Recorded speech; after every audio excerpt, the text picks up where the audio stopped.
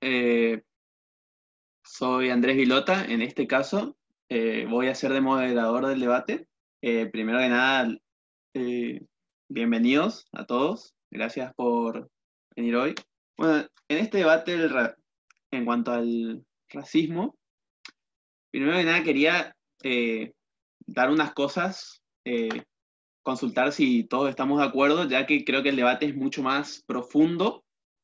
Creo que todos estamos de acuerdo que este es un debate bastante interesante, digamos, porque al no ser un tema popular en la Argentina y que estemos igual acá, creo que estamos todos de acuerdo en que es algo cuanto menos interesante, que es bueno tenerlo en cuenta. O sea, nadie acá piensa que esto es un tema menor. Eh, y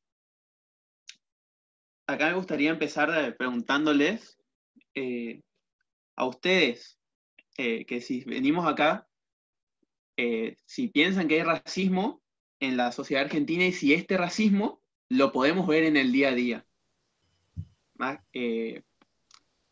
Esa sería una pregunta, a ver si alguien puede dar un testimonio o decir un caso puntual que capaz todos conozcamos. Si querés te leo la definición de racismo según el diccionario de la Real Academia Española, Sí, me parece un aporte interesante para el debate. que dice, es un sentimiento exacerbado del sentido racial, de raza, digamos, de un grupo étnico que habitualmente causa discriminación o persecución contra otros grupos étnicos. La palabra designa también la doctrina antropológica o la ideología política basada en ese sentimiento. Bien, eh, con esta definición, con la definición que nos dio Horacio y lo que puso Pedro también de que con qué vara estamos midiendo el racismo, cuando hablamos de racismo en Argentina, por ejemplo, una pregunta que está buena que él hizo es, ¿con qué vara estamos midiendo? Porque obviamente, si nosotros hablamos de racismo en Argentina, creo que no estamos hablando de ponerle la rodilla en el cuello a una persona por el color, sino que estamos hablando eh, de qué es una actitud racista para nosotros, que creo que somos capaz más sensibles, ya que no estamos tan acostumbrados a esta sensación o es más leve. Y me gustaría preguntarles, viendo que Carlos, no sé si querías decir algo que se te había caído. Si podías. Bueno, parece que no. ¿Se escucha? Jorge, ¿sí? Sí. Me parece que desde el punto de vista de esa definición, podríamos identificar como ejemplo de racismo en la Argentina la forma en que se trata a los bolivianos en los boliches de Buenos Aires. Supongamos que lo ven con cara de plato y cuello corto y petizón y no lo dejan entrar. Por sus características exteriores. O sea que eso sería desde el punto de vista de algo racial, ¿no es cierto? Eh, Me parece que tradicionalmente entre nosotros está muy vinculado con el uso de determinadas palabras que son descalificadoras, como la palabra negro, tape, y cosas por el estilo, que están asociadas con, están identificadas desde el punto de vista étnico, pero más que nada son de la boca para, o eran de la boca para afuera. En los últimos años me da la impresión de que eso está tomando otra jerarquía, ¿no es cierto? De bolita, peruca, paraguas, o sea, y está vinculado también con el problema del lugar que ocupa no sé si decir social o laboralmente, qué es lo que le disputa o de qué tiene miedo de ser privado, ¿no es cierto? El que a ese grupo lo distancia, lo separa, lo ve porque Hobsbawm dice que las identidades son siempre contra otro. O sea, yo, para identificarme, yo lo hago contra el otro. En este caso, bueno, pero nosotros no somos un país que tenga una tradición racista como, o sea, por el origen, eh, como tienen los países eslavos, o como tienen los países escandinavos, los anglosajones, por ejemplo. Esos son todos, es mucho más marcado el tema y está mucho más definido. Acá, Ahora, en los últimos años, ha empezado lo que, por lo menos así como yo lo percibo, ¿no es cierto? Uno va a Buenos Aires y se entera de que no dejan entrar a los boliches a determinado tipo de personas. Y la única diferencia que tiene es que no es de acá, que pongámosle que es de Bolivia o de Paraguay.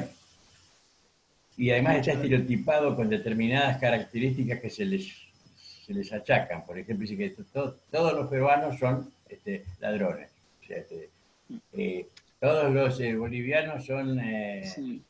qué sé yo, no sé, una característica identificatoria que siempre lo descalifica, siempre Claro, es una forma demonizadora. despectiva de referirse a ellos, sí. Enrique, me parece que quería decir algo. Muchas gracias, Jorge, perdón por... No, simplemente viendo el calificado auditorio que hay acá, yo quería preguntar si lo que se da en Argentina es realmente racismo o es clasismo. Si alguien me puede contestar eso. A mí me parece que es una pregunta muy buena esa, porque este es un país donde billetera mata galán siempre. Es más, ni siquiera es en tanto y en cuanto, por encima de cierta suma de dinero, no solamente que se está por encima de la ley, sino que se está por encima de cualquier discriminación, por lo menos de los dientes para afuera. Bueno, viendo entonces esta relación que hacen entre el racismo y el clasismo, que es algo inevitable que salga en un debate, quería preguntarles, eh, ¿es probable que esto esté de alguna forma institucionalizado en el sentido de que cierto grupo, no por una cuestión del color de piel, eh, sino por las condiciones en las que nació, eh, tanto las leyes como la realidad de cada zona, evite que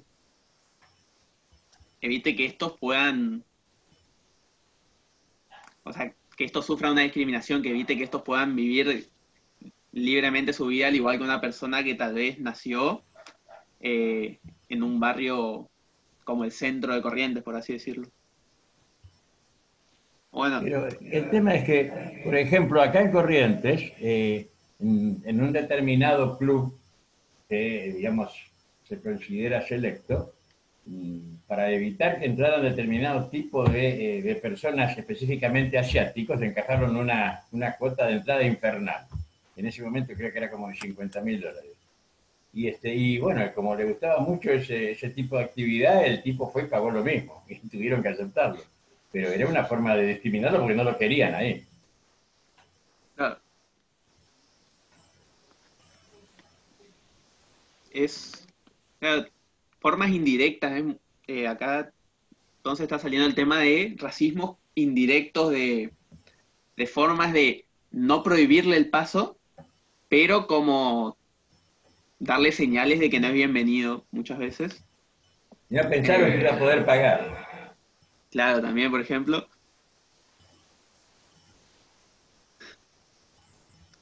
pero cuando el asiático, Enrique, sí. Eh, este tema lo estamos tomando comparando con Estados Unidos, ¿no? Yo creo que en la Argentina racismo no puede haber. Racismo no, es muy raro que haya racismo. Acá lo más que te podés, digamos, como raza, el español, a ver, el boliviano, el peruano, cualquiera de Latinoamérica es descendiente de español o de portugués. O sea, somos la misma raza. Y si nos ponemos a decir, bueno, vino el eslavo, vino el italiano y demás, somos todos caucásicos, tenemos la misma raza. No es Eh, como en Estados Unidos que están los afroamericanos, que sí son una raza diferente. Acá en la Argentina lo que yo percibo y lo que yo veo, que es lo que ejemplifican muy bien el doctor De Niri con el tema del oriental, que ahí sí es otra raza, del oriental en el club, es clasismo. O sea, ese no es de mi clase. Yo trato de que no se mezclen sus costumbres con las mías. No es una cuestión de raza. En Estados Unidos sí. En Estados Unidos hay hispanos, hay sajones, hay orientales, de la que vos quieras, o sea, hay afroamericanos. Entonces sí hay una cuestión más racista. ¿De qué raza es? ¿Tiene la piel amarilla? ¿Tiene negra? Acá, como bien dijo el doctor Deniri, vos sos amarillo, no te quiero, hasta que saca la billetera y la billetera funciona. Billetera mata clasismo. Entonces, ¿cuál es el concepto de racismo que estamos mirando nosotros? ¿Por qué? Porque si fuese que le tratan mal al boliviano, es simplemente por una cuestión de clase, no de raza. La raza es la misma. Bueno, ¿Sí? sí, ¿Cuál muchas es? gracias, Enrique. No sé si, perdón, no sé, te interrumpí, ¿querías decir algo más? No, quiero saber cuál es el enfoque realmente de qué es No, racismo. a ver, yo acá viendo que somos un auditorio reducido, me gustaría tomarme la licencia de darle un planteo que yo me hago siempre, que no lo haría normalmente, es la realidad de Latinoamérica o la América colonizada y conquistada por España y Portugal no es la misma que la conquistada por Reino Unido y Francia, ya que en el territorio estadounidense lo que se hizo fue exterminar o intentar exterminar a los indios y traer mano de obra esclava desde África. Sin embargo, en Argentina, en Latinoamérica, mucho más de lo que se hizo fue utilizar al mismo indígena.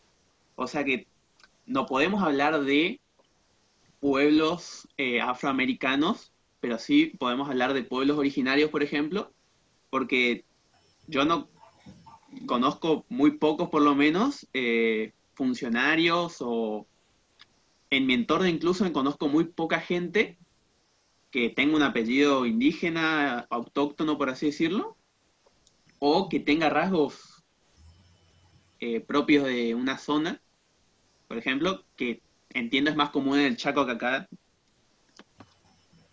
¿Sí, Enrique? A ver, ahí liqué. Dos cosas.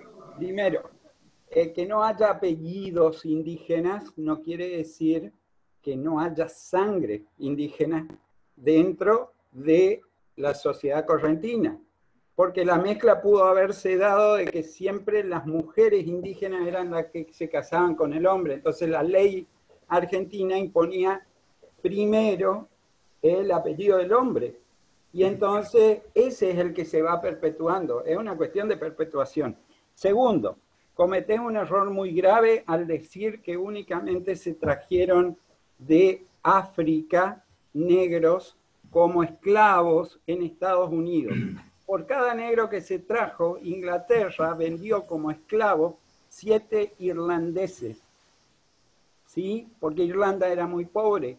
Y te recomiendo un libro que se llama Los esclavos blancos, que habla de toda la compra de esclavos blancos irlandeses que hubo en Estados Unidos, que fue la mayor inmigración de esclavos en Estados Unidos. Una película que trata muy bien eso es Pandillas de Nueva York, que esos esclavos, cuando eran libertos, vivían en las cuevas que había en las formaciones rocosas de lo que hoy es el Central Park. También te digo, los negros no fueron, porque siempre se toma como que el negro es el pobre esclavo. Los negros esclavizaban a los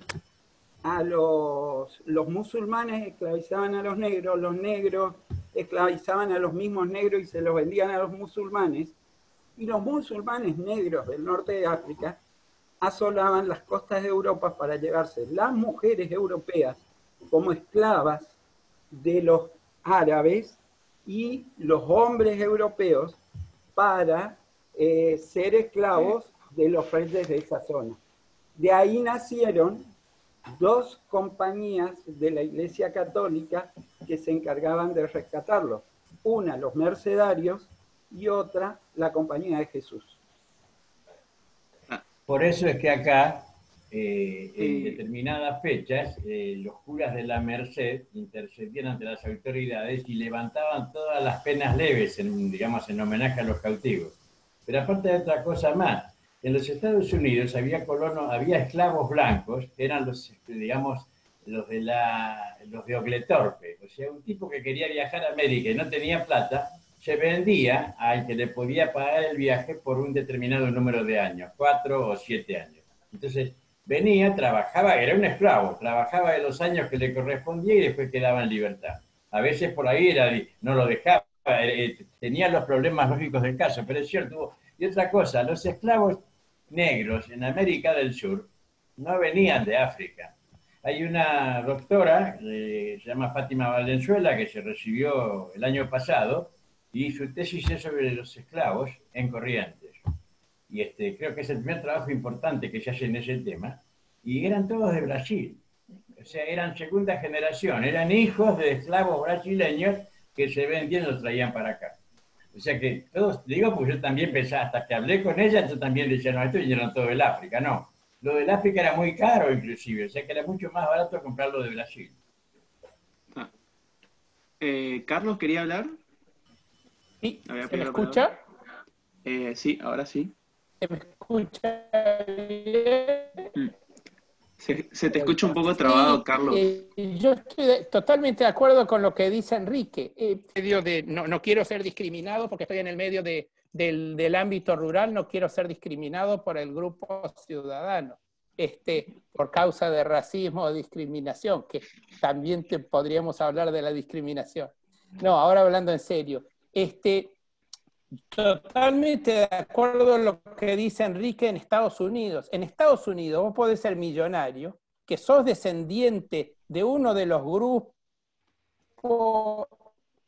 hay un grupo anglo-protestante, y ese grupo anglo-protestante no te deja entrar. Argentina, hoy se hablaba del tema de los asiáticos. Los asiáticos vinieron y compraron el frigorífico y ahora son miembros de honor de la sociedad rural.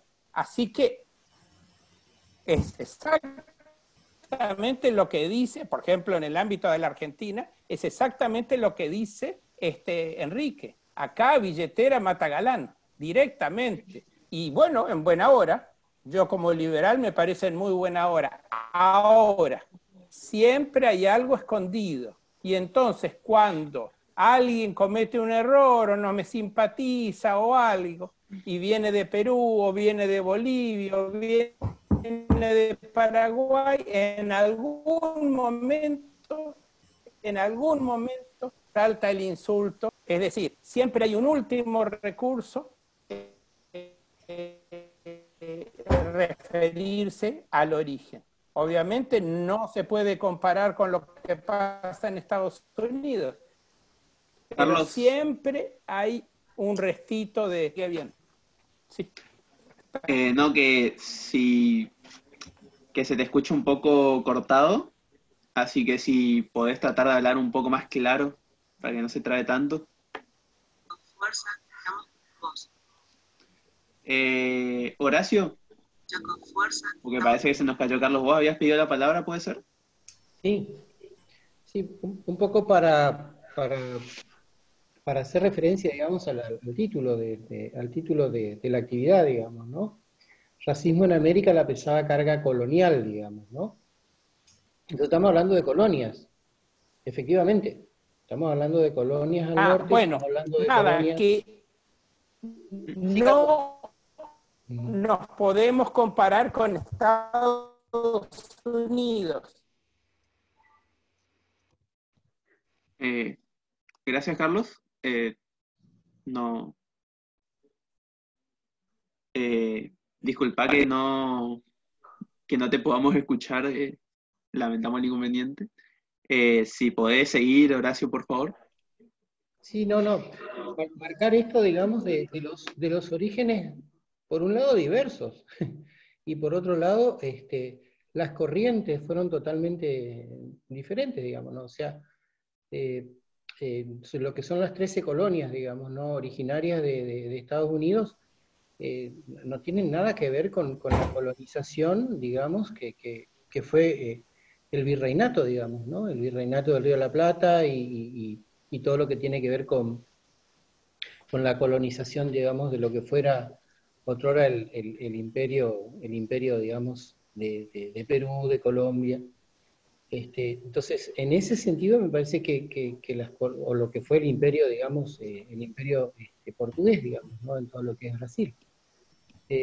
Así que en ese sentido me parece que son orígenes muy diversos, muy diversos. Y esta diversidad me parece que también es a considerar en esto de el racismo según las colonias, digamos, ¿no? El peso que puso cada colonia en esta construcción de identidades allí donde se asentaron, digamos, ¿no? Eh, eh, Prácticamente, digamos, las 13 colonias norteamericanas, de lo que después será Norteamérica, digamos, ¿no?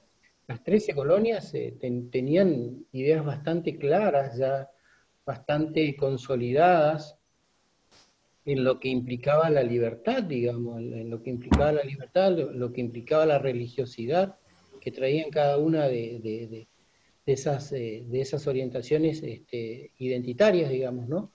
Y por el otro lado, digamos, América Central y América del Sur, digamos, colonizada prácticamente por españoles, digamos, ¿no? En ese sentido, la identidad del centro y del sur es bastante española, digamos, ¿no? Bastante española, y se diferencia bastante, y hasta por ahí nomás, de lo que es la identidad de lo que fuera, la colonia portuguesa, digamos, ¿no? El actual Brasil. Aunque tiene muchos toques, tiene muchas raíces también españolas. Acordémonos que en Europa están pegaditas. Entonces, en ese sentido, me parece que el peso de las cargas coloniales son diferentes porque se instalan a partir de identidades diferentes. Hay una cosa que me parece que hay que marcar, y es que las posesiones españolas no eran colonias, porque la tierra seguía siendo inclusive propiedad del rey. Eran posesiones de la corona.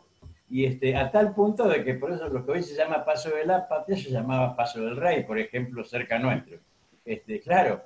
Entonces, y aparte el proceso de conquista es un proceso eminentemente militar, cosa que no sucedía, no había la actividad privada, por decir así, que hubo en América del Norte. Estaba todo muy centralizado y la legislación venía hecha directamente por los reyes, y los reyes eran muy meticulosos porque eran los dueños.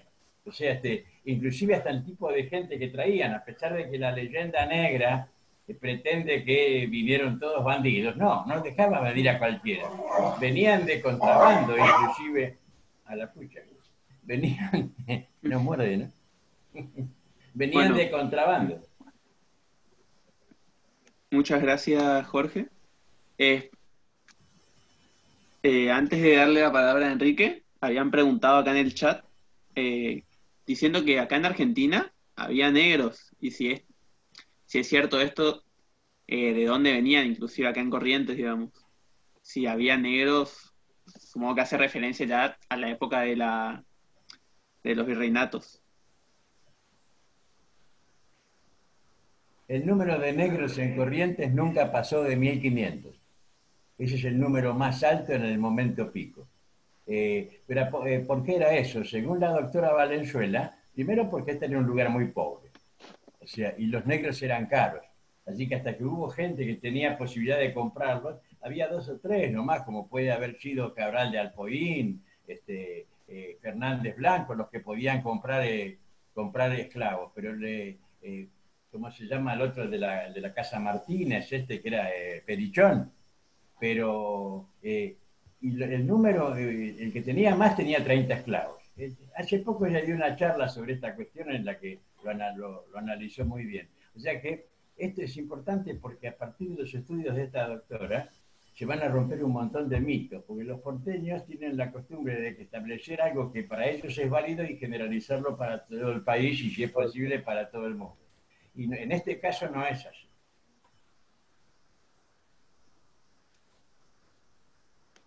Ah, muchas gracias. Enrique, Vos querías decir. Sí, yo quisiera, pongamos en claro primero las palabras que estamos utilizando, ¿sí?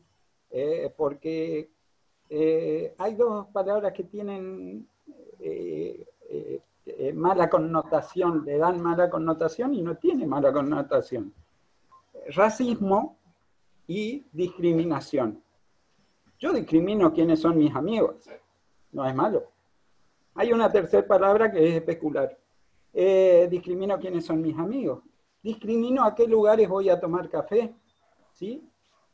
Y así puedo discriminar muchas cosas. Mi vida es una continua discriminación de qué es lo mejor para manejarme.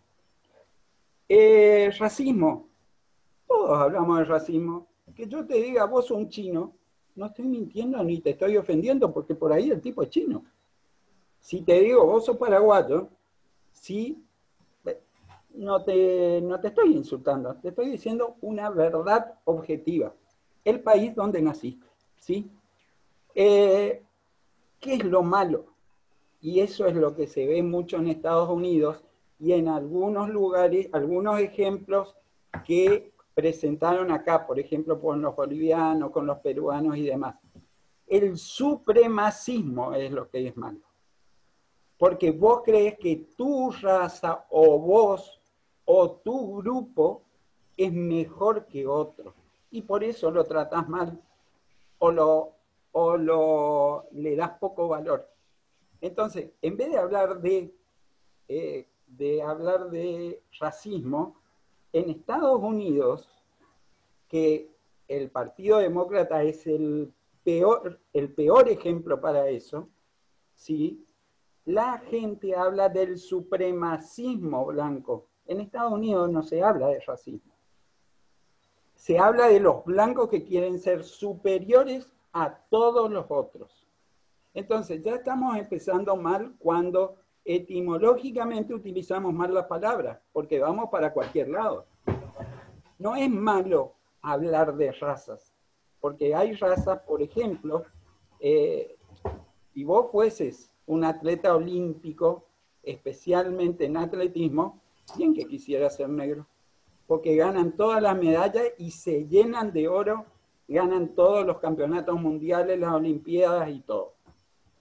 Entonces no está mal, la raza negra es superior a la blanca en eso. También el blanco tendrá alguna razón superior sobre el negro, y el amarillo sobre todos los otros, y el colorado, el piel roja, también lo tiene. Y por ejemplo, te doy un ejemplo, no está mal hablar de racismo, porque el día que el sol se ponga más pesado, el negro está mejor equipado con su piel para no tener cáncer de piel. Tenemos que hablar de supremacismo. Cuando alguien, una raza, un grupo, como el Ku Klux Klan, cualquiera de esos quiere creerse superior a otro, hace supremacismo, no hace racismo. Tendríamos que empezar a entender bien qué significa cada palabra para poder entender bien cuál es el problema que está habiendo. La verdad, concuerdo en el sentido de que no deberíamos usar la palabra racismo y sí supremacismo, pero se eligió esa palabra para este debate, ya que si bien vos dijiste, se usa en Estados Unidos, en Argentina, o la gente que suele venir a estos debates en Latinoamérica no se habla tanto de supremacismo, porque si vamos a base científica, la raza no existe, por ejemplo. Científicamente, pero seguimos usando la palabra razas y racismo. Entonces, que no lo hablemos, esto se usó más que nada para que a la hora de comunicar del debate se entienda. Bueno, pero si vos vas a dar un debate, yo creo, es mi opinión, primero, las razas existen, y Carlos sabe muy bien que un Shorton no es lo mismo que un Hereford, ¿sí? Vos tenés que dar, si vamos a decir lo que dicen todos, pero está mal, y bueno, estamos diciendo mal lo mismo y seguimos diciendo macana. Yo creo que cuando hacemos este tipo de debate, lo que tenemos que hacer es aclarar los conceptos aunque alguien diga racismo, pero es una cuestión de supremacismo, hay que poner supremacismo, ¿entendés? Porque acá lo que queremos es debatir y aprender realmente cuál es el problema, no repetir lo que dice la mayoría por decirlo. Esa es mi opinión.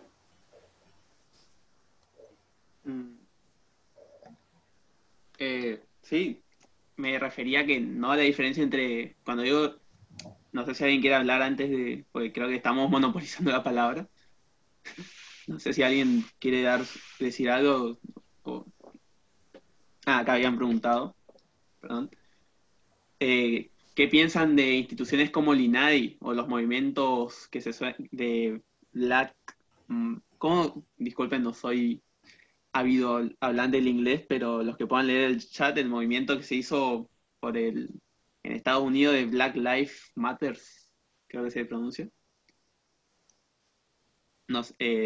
O sea, si traen soluciones, la pregunta que hacía era, ¿estos movimientos traen soluciones, sirven para algo? ¿O lo hacen para tener una excusa para salir de su cuarentena, digamos? ¿Sí, Horacio?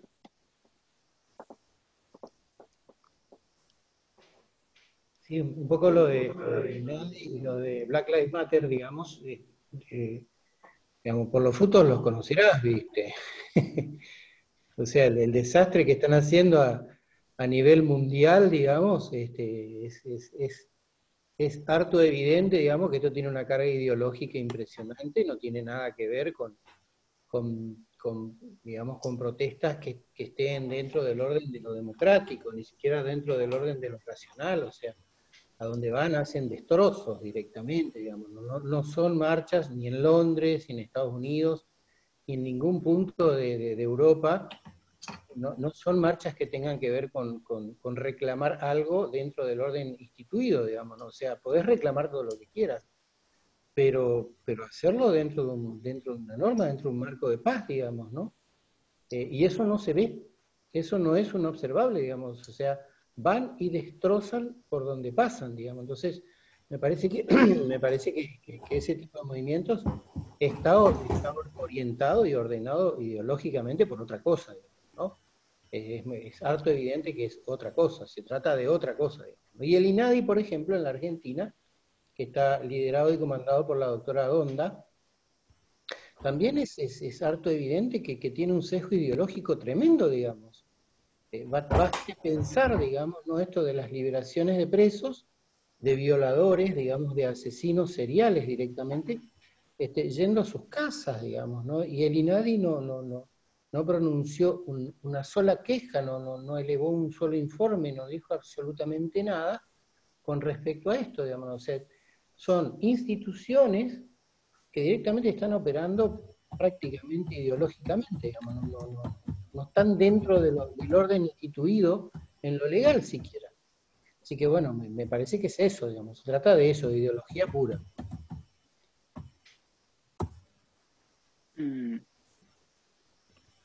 Acá me gustaría preguntarle, viendo que lo que dijo Horacio por lo menos los que lo expresan, hay bastante gente de acuerdo. Me gustaría preguntarle si ustedes ven una relación entre lo que acaba de decir Horacio y lo que expresaba Jorge anteriormente, de que ahora está resurgiendo estas cuestiones raciales, si el resurgimiento es desempolvar un problema ya zanjado que quedó en el pasado por cuestiones ideológicas, o hay algún otro motivo como mayor sensibilidad a esto por internet, por dar un ejemplo, o cuestiones así.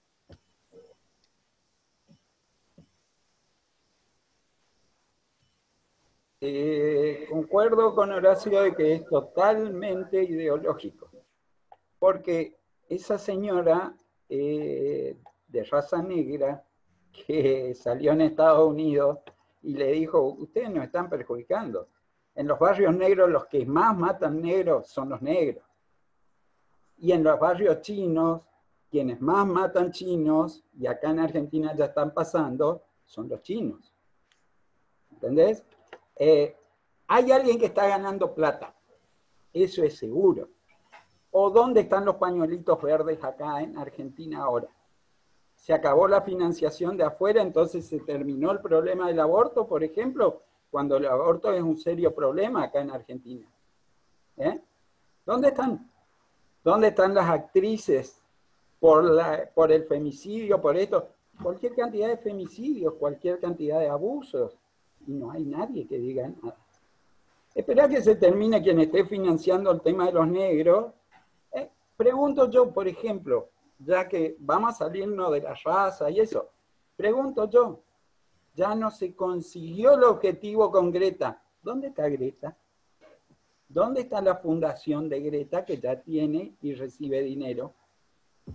Estos son movimientos, como bien dijo Carlos en el chat, lo escribió muy bien, en los movimientos están los míos, los tuyos, los nuestros, y es un rejunte que no tiene una ideología uniforme. Entonces, ese es el problema. Todos estos movimientos que van apareciendo y todo eso es fácil. Y este momento que estamos viviendo es parecido al 68 con el Mayo francés. Están atacando sobre la juventud que todavía no tiene experiencia y todavía no tiene la formación correcta, formación correcta en el sentido no de que le hayan enseñado algo, sino de haber evaluado ellos por su experiencia de vida qué es lo correcto y qué no es lo correcto. Y están trabajando sobre eso, porque fracasaron trabajando con grupos de gente con mayor experiencia. No pudieron imponerse ahí. Entonces, cuando empezamos el tema, por ejemplo, del cambio climático, eran ex vicepresidentes, ex ministros, grande, gente mayor de 50 o 60 años y más también los que movían eso. Y fuimos bajando de a poquito hasta que ahora era una dulce chica sueca que tenía la intención de salvar el mundo, de 16 años, y que a los 17 ya tiene una fundación que factura más de 30 millones de dólares por año. ¿Entendés? Entonces, yo siempre creo, siempre digo, desconfía y acertarás. Entonces, todos estos movimientos, cuando no tienen una cuestión clara, cuando realmente el grupo que dicen defender no se siente identificado con ellos, ya hay que desconfiar. Y si vos querés una opinión que pediste, yo te digo, son gente que tienen alguna intención aviesa atrás de todo el movimiento de defensa de los negros. Porque, por ejemplo, al chino también le discriminan, al piel roja le discriminan, al mexicano le llaman chicano y nadie le defiende. Son los negros. ¿Está? Y algún día el negro no va a hacer negocio y será otro el que siga para seguir sosteniendo este negocio de los movimientos. A mí me gustaría señalar algo sobre el INADI. El INADI, el INADI me parece que es una institución nefasta, porque es un organismo de control social.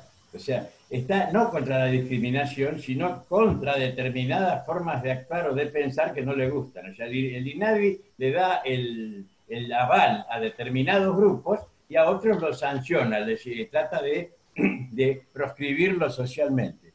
Me parece que ese tipo de instituciones conspiran absolutamente contra la libertad. Lo que acaba de decir el doctor Deniri es cierto. El INADI es Instituto Nacional contra la Discriminación y es el que más discrimina. Es el que arma los reglamentos para discriminar. ¿Está? Porque si yo tengo una opinión, la quiero decir y me sanciona porque a ellos no les gusta, me está discriminando. Bajo el concepto que ellos dicen. Perfecto. Muchas gracias. En este caso no es un problema porque somos pocos en el debate, pero les voy a pedir que por favor respeten que se tiene que darles la palabra por una cuestión más de no mal acostumbrarnos para cuando sean debates más extensos. Solamente eso. Y Enrique me había pedido la palabra. Alberto, perdón. Se perdí mucho. Buenas tardes. Yo querría aportar dos tópicos que me parecen interesantes. Uno, que me parece que todos los organismos que defienden estas cuestiones, los movimientos políticos que tienen alguna intencionalidad, son un aspecto del problema, pero no son el problema. Es decir, eso es como que uno, digamos, esté lidiando contra las organizaciones que defienden el aborto o que atacan el tema del aborto y no hable del aborto. Es decir, el problema es el racismo, a mi juicio, y el tema a abordar interesante es el tema del racismo, no el tema de qué hacen con el racismo organizaciones que usufructúan políticamente o manipulan el tema. Yo creo que bajo el concepto del diccionario, en Argentina sí existe el racismo, obviamente en menores proporciones a la que existe en otros lugares del mundo, pero existe, bajo esa tesis de la superioridad y la necesidad de que haya un sector de la población que viva apartado del resto. Eso existe. Yo, digamos, veo en Argentina, después discutimos si es una discriminación por clase o por raza, pero el fenómeno del racismo en términos de que yo quiero que un grupo de personas esté separada del resto, en Argentina existe. La gente se cruza de vereda, el sistema judicial pone preso a personas de determinados sectores sociales y no de otros. Y vuelvo a lo mismo, si tomo la definición textual del racismo, no tiene que ver con la raza, sino con la cuestión racial necesariamente, sino con la cuestión de la separación de grupos.